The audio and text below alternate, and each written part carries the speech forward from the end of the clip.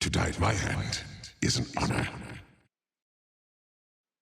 Yo, yo, what's up, guys? Mini TV here, coming at you again with another video. Today, I'm doing a Immortal Way series on one of my favorite carries, and he's kind of been a staple and a standard carry since the beginning and the inception of Dota 2. It's gonna be on Juggernaut himself. The hero is really fun to play. I think anyone starting to learn or wanting to learn carry should definitely try and master this hero. Great carry hero, really enjoy him. And without further ado, guys, let's jump into it.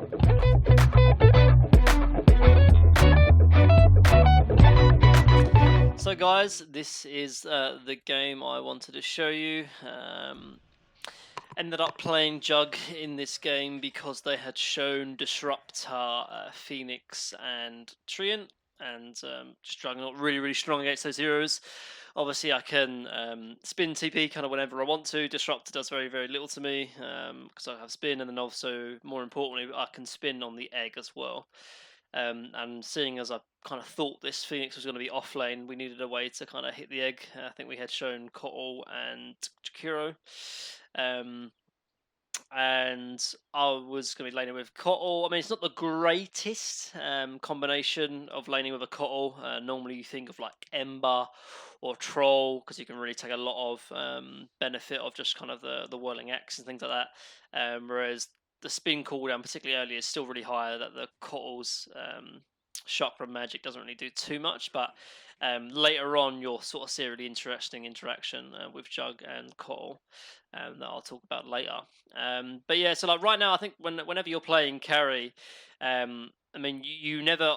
I mean, how it normally works out is you never really get to see the enemy carry matchup, and you don't see the mid carry matchup, but neither the enemy doesn't see your carry matchup either. So really, all you have to go on is just the offlaner and both the supports, which in this case was the Disruptor, Treant, and the Phoenix. And I thought, Jug, strong hero against those three. I mean, the hero Juggernaut at the moment isn't probably the strongest in the meta, has actually kind of a low win rate, but in certain matchups like Phoenix, Mars, for example, can work out really well. So as for starting items, pretty standard carry starting items. The one kind of thing I probably could have definitely thought about is maybe instead of a salve having a mango, because the healing ward is kind of like a salve in itself, and then the mango can kind of rectify that. But while still obviously giving the passive HP regen as well, which is definitely something I could have thought about. But I mean, obviously, salve is like 10 seconds, whereas the healing ward for be effective is about 25 seconds. So it's a bit faster in terms of HP regen straight off the bat. And seeing as I had a Kotal, it didn't really feel like I needed the mana. But for sure, something that could have been looked at somewhere else. Perhaps I could have had Slippers of Agility instead of the salve. But anyway, that's that. So first things first, obviously, I was looking to secure the range creep without a doubt, and it helps obviously with the Kotal as well. And particularly when you have scenarios like this, and obviously in this case we don't end up securing the kill on the Treant, but really try and threaten the enemy offlaner, or in this case Vision 4, with the spin early on, because it kind of sets a real good kind of dominating tone in the lane, that if they play aggressive or too far up, that you're willing to just spin on them. And obviously level 1 spin does a lot of damage, particularly in comparison to enemies, but anyway, in this case he was just about strong enough. In this case, obviously, kind of manning up on the tree probably isn't the strongest idea, seeing as that Kotal was pulling, but I end up getting saved, and this is kind of where the salve ends up playing well. And I think actually Kotal salved me as well, actually. I didn't even see that, but a little bit of slight miscommunication there, but nonetheless. But yeah, always looking to threaten with your to spin, because if you don't, you're just kind of really missing out. And kind of scenarios like that, I could have perhaps spin, but it's always important to look to threaten with it, because your hero has a lot of strength early on. Make sure you kind of try and use that. Scenarios like this as well, you'll see in a moment that I spend a lot of time sort of chasing the Treant, and in actual fact, really, it's just kind of a bit of a waste of time because I don't have boots, and even though I am just about faster than him, I end up missing quite a few CS and stuff. So really, don't go out of your way to try and kill people. In this scenario here, the blinding light kind of ends up kind of saving him a little bit. But as you can see, I'm wasting a lot of time here trying to catch on this tree, and I'm missing like almost a whole creep wave, particularly because we had a large wave here. So kind of a misplay from my point of view, chasing a tree and without having boots. It was a big misplay, and then end up it's kind of hurting me for a lot in the CS here. So something you can get kind of baited. On Juggernaut because you have such strong kill threat, but really, the main focus really is obviously just CSing, particularly in the early kind of levels, because your job is the carry kind of thing. We get like a decent pull off here, and obviously I do have higher movement speed than him, and in this case, we're able to kind of get the jump on him, and I think he was dead anyway. Whether he TP'd or not, he was going to die because I was a lot closer to him this time, and I still obviously had 20 movement speed above him as well. So in that scenario, it worked out. And that kill does make a big difference, considering that I'm quite low down on the CS. Yeah, I'm still kind of near the top on net worth. So kills are important like that. And I think particularly when you play Juggernaut, you have to have a good laning stage because you do fall off against some other carries like Terrorblade, a lot of high physical damage cores, and in this game of Wraith King as well. If we both have kind of similar net worth near the end of the game, he's going to outcarry me because of his passives are just far stronger than mine. So you want to have a good laning stage, and your hero is strong enough to have a good laning stage, so it's important that you do that. So end up building like a Wraith Band into Magic Wand, and probably like on hindsight, looking back on it now, I could have easily just went boots first before finishing Wraith Band and Magic Wand. I mean, you definitely need these two items, but just perhaps realizing the order of when to get them is definitely better. I mean, I wasn't really struggling in last hits because I was getting out last hits, so I needed the Wraith Band and things like that. Obviously, I was playing against a ranged offlaner, and I had the Quelling Blade, so definitely didn't really need the Wraith Band. And obviously, and in this lane as well, I'm not going to be getting a lot of charges either. So definitely could have looked to got boots before, because it would have definitely helped me secure kills on the Treant. Now he's built up a Windlace as well, so he's just about the same speed as me now. So it's going to be a lot more difficult to secure kills on him. As I see there, I sort of see as the Windlace, and I'm not going to be looking to chase him. I'm still doing better than the Phoenix. Obviously, I'm still winning my lane, but definitely could have been done a bit better than before.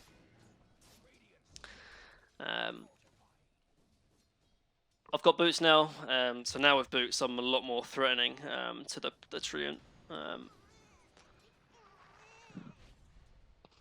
And end up spinning it on him, like he kind of just shows up, but he has a Fairy Fire, and not going to be diving into that, of course. Prophet was mid and ends up doing a really strong strong ulti, but luckily Treant Protect wasn't there, and Phoenix was kind of scared that was going to turn on him with my healing ward. So yeah, just keeping things like that in mind, and I think particularly in the laning phase as well, it's really, really important that you keep tight control of your healing ward. Obviously, and in this lane specifically, I'm kind of using a lot of my skills off of cooldown when possible because I have the Cottle, so I don't need to worry about mana at all. But particularly, just going back to the healing ward, I think it gives like 75 gold and 75 experience for the healing ward, and then obviously in the early game, that's a lot of XP and gold to give away cheaply and freely. So really keep in mind that you want to have a tight grip of the healing ward. So now obviously my Cottle's like rotating away, and so in this kind of understanding really, when I don't have the support of the Cottle, when I don't really know particularly where the Treant is, although he is showing top now, I just want to do one of two things. Firstly, I want to just spin out the wave because I don't really want to be contesting the Phoenix, because if he's using Fire Spirits, which is kind of launched here, it's going to be very difficult for me to CS. But not only that, but because I have spin, I want to be kind of just really maximizing my farm, so like spinning the wave and then going to farm the jungle. I need to be careful though of scenarios like this where I'm kind of spinning quite far up from the wave, and if there's a prophet perhaps was TPing in there, and obviously Phoenix, when I don't have spin available, Phoenix is a lot more threatening, because he has lots of magic damage and things like that. So I need to be careful of that, and you'll see kind of later on it. But my idea really is just trying to kill the creep wave as fast as possible, and then looking to maximize my farm by hitting a jungle camp as well. And with that, obviously, I'm able to be 3k net worth at 7 minutes, which is pretty good. Skill build pretty natural. Obviously, maxing Blade Fury, having one in each, and then obviously definitely getting the armor as well. But again, here just kind of trying to really maximize it as much as possible. And also, you want to keep in mind as well that you don't really want to be in this lane more than you want to be, because you can get set up. Obviously, this is what I was talking about. I use spin here, and Phoenix knows that I have nothing to really do here, so I have to TP out because the amount of magic damage he does do. Now, it's a bit greedy, really, looking back on it as well, just to spin one creep wave and then to farm jungle, because now I have TP, on off cooldown. Sorry, on cooldown for like a minute now, and although Phoenix sort of TP's top, so I'm a little bit more free. If the enemy starts ganking me or starts rotating to me, I have nowhere else to go because I've just TP'd back to my tier 1 just to farm a creep wave. Scenario here as well, just a small thing. Obviously, always want to be focusing more on creep wave creeps over jungle camps, because they just give more gold. So, but not only that, but I also want to make sure I'm killing this camp every single minute, because it just gives me more farm. So obviously I'm just able to kill this camp in time for it to respawn, and then again can go straight back onto to the lane here. So again, my cooldown's still on cooldown here. Normally I could just spin TP when I see 3 heroes with me, but with my TP still on cooldown for 20 seconds, I end up getting kind of sniped out and kind of get surprised. I get an ulti off here, almost kill the treant, but in the end it's not enough to secure the kill on him. I kind of wanted a ward here, kind of ping that out, but at the same time it's kind of a little bit greedy for me, particularly to not only go back into the lane, but go back into the wave so far up into the lane. If the lane was here, I could just spin under my tower and have kind of protection, but because I'm spinning and playing really far up, it makes sense why I had died there. And again, it goes back to me trying to really be greedy and maximize my farm by spinning this wave and TPing back, even though Phoenix was still in the lane. So it's a small thing, but sometimes you do have to kind of almost play greedy and push your limits and go from there. I think about warding up high ground, but seeing as I see Treant there with a ward on him, I realise that he might have TP warded here, so I don't want to just waste a ward for no reason. I did TP back bottom. Now the reason why I TP back bottom as well, because I want to just talk about TPs, because as a carry, where and why you TP is really, really important. It can be game winning or game losing depending on how you do it. So when you play Juggernaut, I always talk about how you really want to be on almost every carry playing the dead lane, or in this case the off lane, because you can threaten objectives, particularly the tier 2 after the tier 1 has gone, and be with your spin TB, you can play it almost as aggressive as possible. Now, the reason why I TP down bottom here is that with my spin, as long as I'm not playing far too aggressive like I did the first death here, I can keep my tier 1 tower up and relieve a lot of pressure because of my magic immunity. And so in games like this, particularly in the kind of starting to phase out into the laning stage, I want to be playing almost as aggressively as possible. And the best aggressive play I can be is actually sitting in my safe lane, because the enemy team want to take this tower. They want to kind of take control over our jungle so that the Rove can farm safely. But obviously, me just sitting in the safe lane here, restricts them from doing that. It's the same aspect of like my team wants to take their enemy tier 1 tower and fight over here, and so does the enemy team want to do that to ours. But with me sitting here, they can't do that, so they have to rotate and they have to take a fight in their safe lane, which they don't want to do because it's just not advantageous for them. If we win a fight here, we take a tower. If they win a fight here, they're going to really struggle to take this tower. And even if they do, it doesn't mean that much. Whereas this tower is a lot more impactful for us to do that. And obviously, alternatively, they want to take this tower. So if I can sit here and safely defend it, it's really good for me to do that. Eventually, I will be playing top, but for right now, I'm kind of almost the strongest person and the kind of the hardest person to kill in this lane right now. So I kind of spin on the Phoenix here. He ends up kind of actually screwing up his dive here. Probably if he doesn't screw up his dive here, I'll probably die here. To be honest, I talk about how safe I am, but I kind of went a bit too aggressive. Thought I could maybe force out the Phoenix egg before he gets Fire Spirits on me. So, but in this case, he kind of screws up his dive there. So kind of actually pretty lucky from my part, looking back on it. But still, the principle still kind of applies. Me staying here, kind of setting up kills. The thing on kind of the aspects changes when obviously Phoenix leaves to come top and he's already used egg. So if I'm able to rotate up here with my mid, who doesn't have a TP, didn't really check that at the time, we can have like a good fight here because I know that Phoenix doesn't have an egg, and obviously Disrupt has just used ultimate, so I'm not really in too much danger. And if we can get the rest of our team here, we can really look to be aggressive. But in this case, obviously, Lone Droid doesn't TP, Viper isn't here, and as a result, kind of in some ways a bit of a wasted TP. But they are very low, and because I'm still in the area as well, we end up kind of defending the tower, and Lone Droid does eventually rotate after taking the mid tower. So not a complete wasted rotation, because obviously I no longer need to relieve pressure from my safe lane because no other heroes are in there, and eventually I do want to be playing this part of the map because it's just the best aspect of farm for me, and also I'm able to threaten the most amount of objectives in this lane here. So I'm going to kind of regen up with my healing ward, wait for Lone Droid to start rotating, which he does. He obviously takes mid, he starts rotating up into the jungle, and I end up walking up with the rest of my team here as well. And with Phoenix Egg still on cooldown as well, because I know he used it bottom, we're in a good fight and a good position to fight and to actually play aggressive. And that's what I'm looking to do with my team.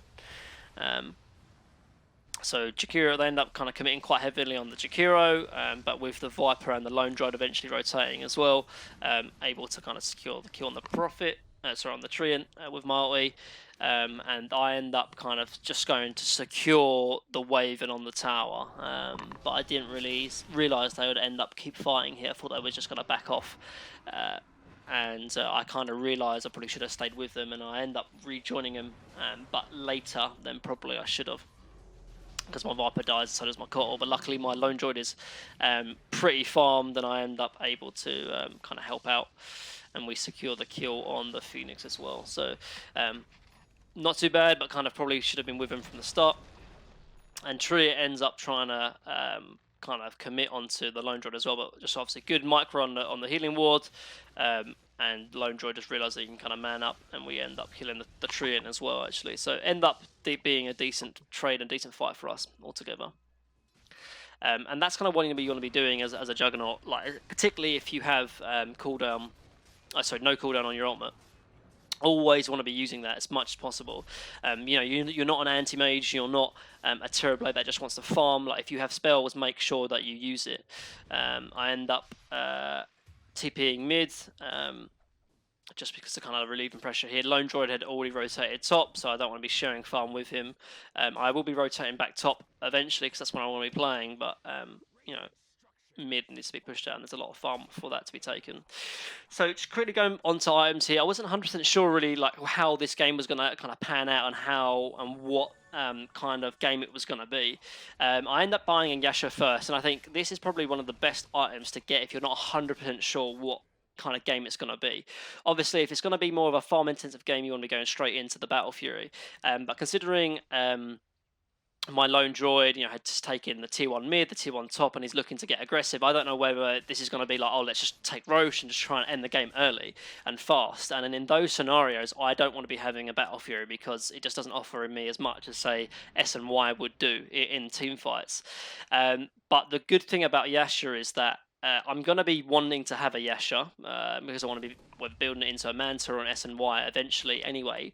Or I will want to, or even if I don't, I can still then go back and build into the Battle Fury if I want to. It just offers me options. Whereas if I go straight into Battle Fury, I have really one option, which is just to farm. Whereas now I can fight as well if I want to, and yet the Yasha still helps me farm as well. I'm like just below, well, I'm the top carry, but obviously the mids are out farming me, thanks to tower kills and the such like. So yeah, so in this game I was wondering whether I'd go like a Diffusal. Like obviously if we were looking to get aggressive and just kind of play very high tempo, I would be looking to go straight into a Diffusal straight after. But instead I go for the Battle Through because obviously Wraith King's kind of focused on getting his farm back. He's had kind of a rough game, and Lone Droid looks to be quite content in farming as well. So in that case, I'm just gonna not try and force things. One thing I've learned a lot in kind of these pub games is that you can't force your teammates to play a certain way, and so instead of trying to force things and making it awkward, just let things happen naturally. If the state of the game is a bit more defensive, a bit more passive, then play more greedy, play the things like the Battle Fury, etc. And if it's more tempo, then play aggressive, go at the item builds and the skill builds that look to be getting aggressive and fighting and stuff.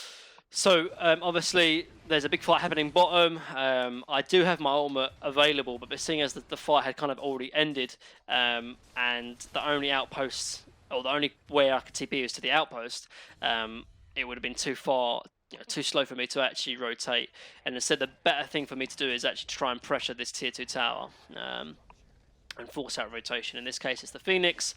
I'm able to just sort of spin and TP, and that's kind of the strength of my hero. I can go really far aggressive in that case. And although we lost our offlaner and our 2 supports, we end up killing their carry as well. So it wasn't the worst trade for me not being there. If there was a tier 1 tower, I was able to TP and get straight into the fight, then I would definitely have looked to have got aggressive because I have my ultimate ready. And you don't want to really be just playing defensive and passive when you have ultimate. Even though I was farming aggressively, trying to force reactions and rotations to me from there. So, as for quickly a few things I've kind of brushed past. So obviously I had the Wraith Band, I had the Magic Wand, and so before, I'd say maybe 6 months ago, double Wraith Band into Magic Wand was kind of the standard on almost every carry.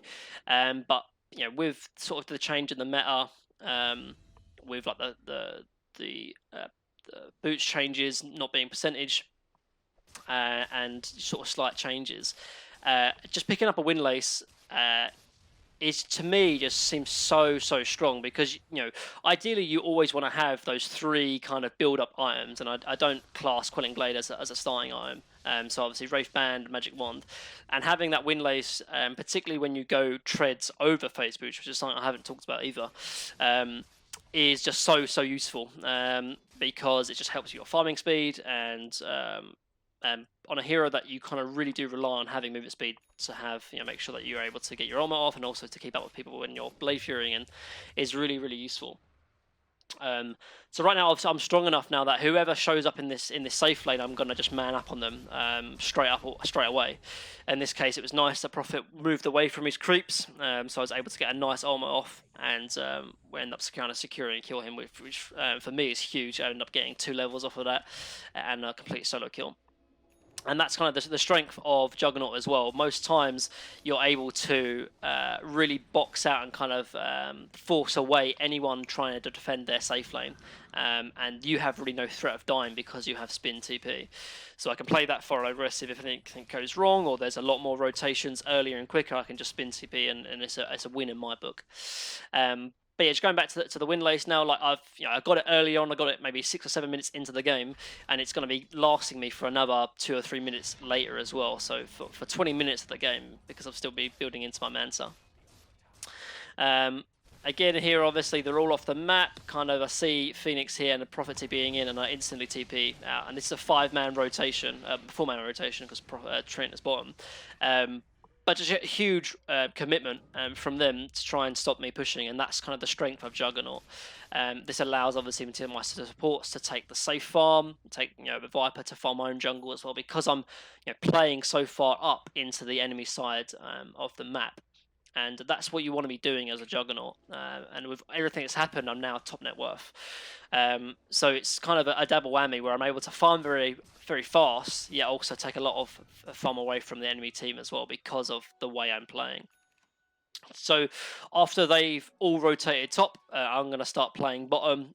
The one kind of efficiency thing I could have done is, instead of TPing back to the tier 1 top, I could have TP'd to the tier 2 bottom, because that's where I want to be playing, obviously, because you want to be staying in the off lane, or in this case the top lane as Radiant, as much as you can until you see a heavy rotation from the enemy team. So, and obviously, I'm trying to relieve pressure as well, because Treant Protector's kind of playing the trees, pushing out bottom. So I clear a few waves, and then I end up joining my team because we have the Aegis, obviously, because Lodroid had been farming it a second ago. And obviously, with my ultimate coming off of cooldown, I'm going to be there ready for the fight. I'm a little bit slow, so Cottle ends up dying before anything. And I'm looking just to try to pick out a single target with my ultimate. In this case, it's the Prophet, and be able to sort of completely take out their mid lane from one ultimate. And obviously, Lodroid still has the Aegis, and we're able to kind of secure kills on basically everyone, and secure the tower as well. So as for talents, I think the level 10 talent is actually very, you can choose whatever you want. I think movement speed is very useful. As I said before, that's why I picked up a Windlace. But 5 stats is a lot, considering, it's 15 to all stats, really. Well, 15 in the sense of 5 strength, 5 agility, 5 intellect. And as a carry, I just think it's quite useful to have be the strongest as you can be. Obviously, Manta Dodge on the Wraith King, and when I've got these 2 items, I kind of feel quite invulnerable in any kind of team fight. Just kind of want to reset. I don't have ultimate though, really, which is kind of a bit of a weakness of the hero. So we end up kind of just resetting, obviously. Resetting back with the healing ward, just trying to not get picked off too much. I'm waiting for my cooldowns to come up of both Manta and Spim, and we're able to kind of just combat everything from the enemy team. Now they've used kind of all their ultimates, Phoenix, Egg, Disruptor ulti, and with everything gone from the enemy team, and still with the Aegis on Lone Droid, we're feeling a lot more confident just to kind of walk up the high ground. Again, just looking to disjoint any kind of spell from them.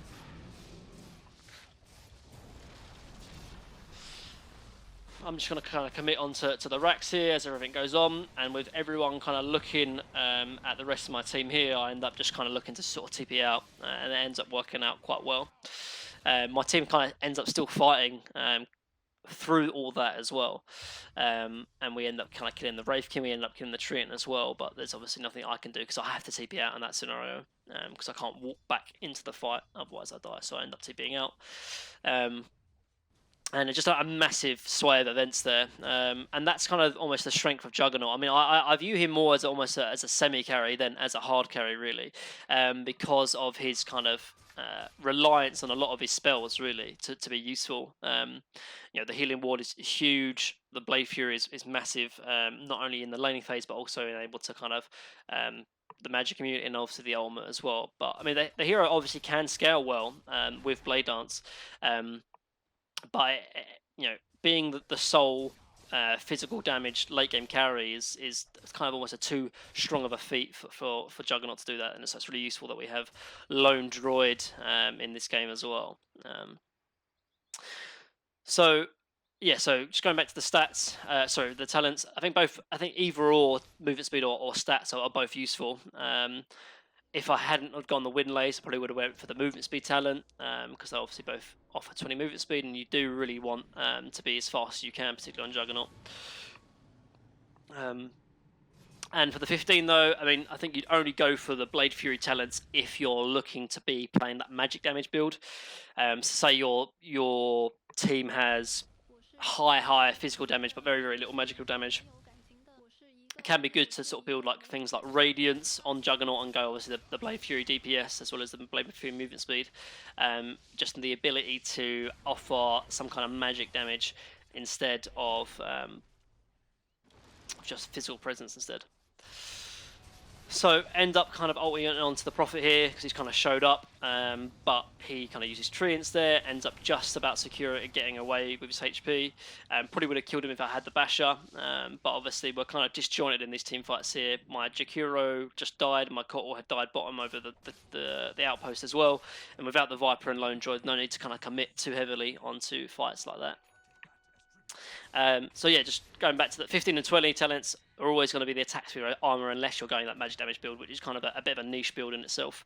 And as for standard items, so obviously I need the Manta of this game, just to either Manta the Wraith King stun or to get rid of the Fire Spirits from Phoenix as well, but also from the Treant overgrowth. So a lot, and also I could even dodge Glimpse as well from the Disruptor, although it is quite difficult to do that. And then after that, really, I'm just looking. I end up picking up the Basher because Basher. I mean, this sounds quite a weird thing to say, but Basher and Windlace kind of offer very similar things, in that it's harder for you to get kited. Obviously, the Windlace gives you more movement speed, and the Basher allows them to be sort of stunned when you're hitting them for the most part, so they can't run away. I'm the next item I'm going to be getting rid of is the Windlace, so it makes sense I'll be picking up the Basher. But the Ags this game particularly, I think Ags in general is very good on the Juggernaut as I'm looking bottom as this fight goes on. And obviously, I only want to be like, you have to realize in scenarios like this that if I TP bottom, my Viper and my Lone Droid have to be bottom as well, because for all I know, everyone is behind this Prophet and everyone is here in this fight. So if I TP bottom and none of my team are with me, just the Kotal, I'm going to end up dying. It's going to be a bad team fight. And my Lone Droid and my Viper are staying top with me, so we end up kind of allowing this fight to happen bottom as we kind of secure the racks top, because the enemy team had committed so much bottom. We end up getting the tier 3, we force a massive rotation out from them, and it ends up sort of allowing Kotal to survive because I don't think they had dust on the Shadow Amulet. So ITV out, Viper gets caught by the Disruptor Glimpse, but it's kind of a decent trade considering they had kind of surprised us bottom overall.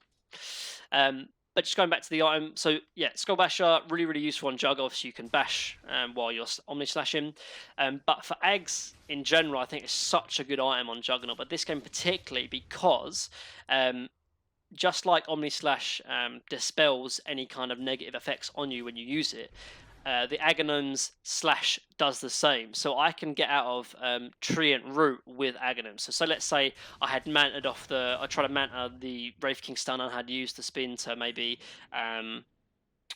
kill the Phoenix Egg. If I then get Overgrowth, I have nothing else to get rid of it, but the Ags allows me to get rid of it. So same thing goes for the Fire Spirit, same thing goes for like the Thunder Strike. So really useful item to have in general on Jug, but particularly this game. And I think it's such a good item on Jug. It really allows him to play so much differently in the team fights.